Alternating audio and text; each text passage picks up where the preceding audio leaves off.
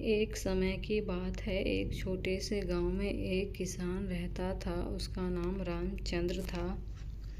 रामचंद्र एक बहुत ही मेहनती और परिश्रमी किसान था। वह गांव के खेतों में दिन रात मेहनत करता और अपने परिवार को आवश्यकताओं के लिए पूरी तरह से संतुष्ट करता था। एक दिन गांव में अकाल पड़ गया। बारिश नहीं हो रही थी और जमीन सूख गई थी। सभी किसानों को अपनी फसल के लिए चिंता होने लगी, लेकिन रामचंद्र डरने वाले नहीं थे। वह जानता था कि मेहनत से किया हुआ काम कभी बेकार नहीं जाता।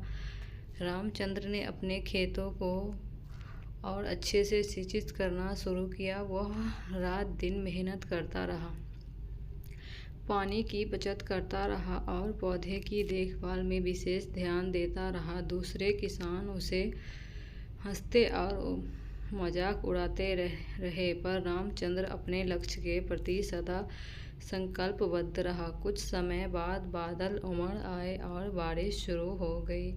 रामचंद्र की खेती के पौधे जीवंत हो गए और उनकी फसल बढ़ने लगी। वह खुशी से झूम उठा, क्योंकि उसका मेहनत और धैर्य उनके सपनों की प्राप्ति तक पहुंचा रहे थे। फसल काटने के बाद रामचंद्र ने अपने परिवार के साथ आराम से खुशहाल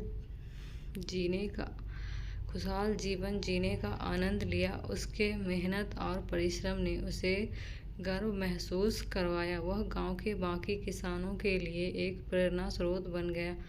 आखिरकार गांव की जनता ने उनकी मेहनत और समर्पण को मान्यता दी और उन्हें सम्मानित किया। रामचंद्र की कहानी और संघर्ष गांव के अन्य किसानों को भी प्रेरित करते हैं। इस कहानी से हमें यह सीख मिलती है कि मेहनत, परिश्रम और समर्पण किसानों के लिए अत्यंत महत्वपूर्ण है। यदि हम मेहनत करें और परिश्रम करें तो हम सफलता के मार्ग पर चलने में सफल हो सकते हैं, चाहे कितनी भी कठिनाइयां आए।